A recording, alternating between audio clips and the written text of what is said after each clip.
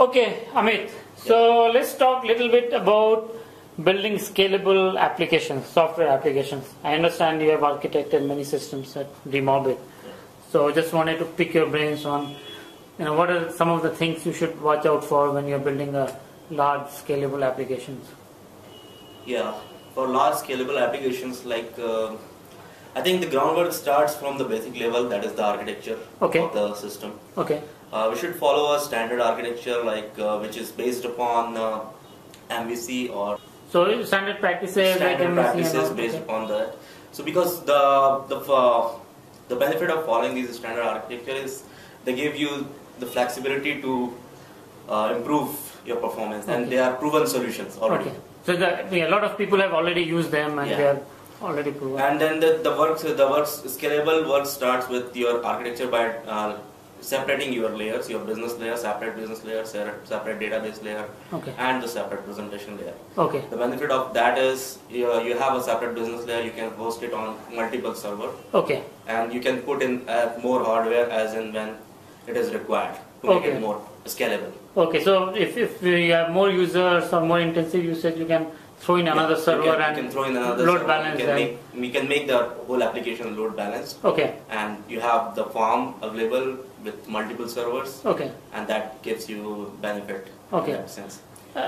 And if I separate out my UI layer or presentation layer, what is the advantage? I mean, does it make it easier to roll it out on multiple devices or that kind of thing? One thing is separation of the presentation layer. It gives you benefit as and when, because nowadays every new devices are coming, mobiles and PDAs and smartphones. Right. So you can make your presentation layers as and when required, as in your client base increases. Okay.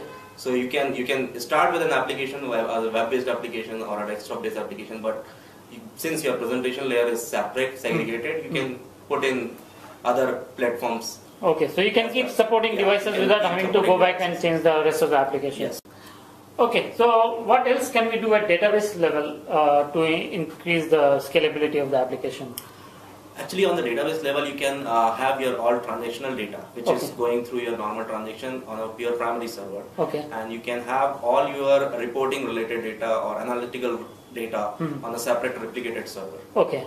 And you can have a cluster of servers available to you. Okay. So you have all the read-only data coming from the replicated data, and your transactional data is just going on your primary server. So the transactional data is where your real-time transactions, sales, etc., are happening, and then you copy them onto what is called a replicated server.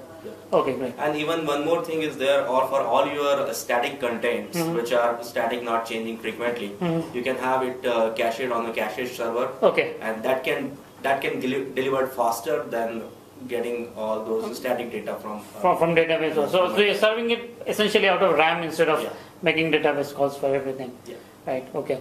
Great. And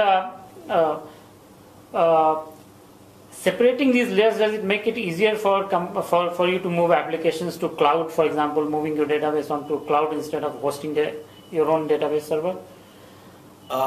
Yes, I mean, because your database server would be a segregated one, you can probably host it on the cloud. Okay. And so if you are making a SaaS-based model application, then obviously you can host your databases for your different client on the cloud-based server. Okay.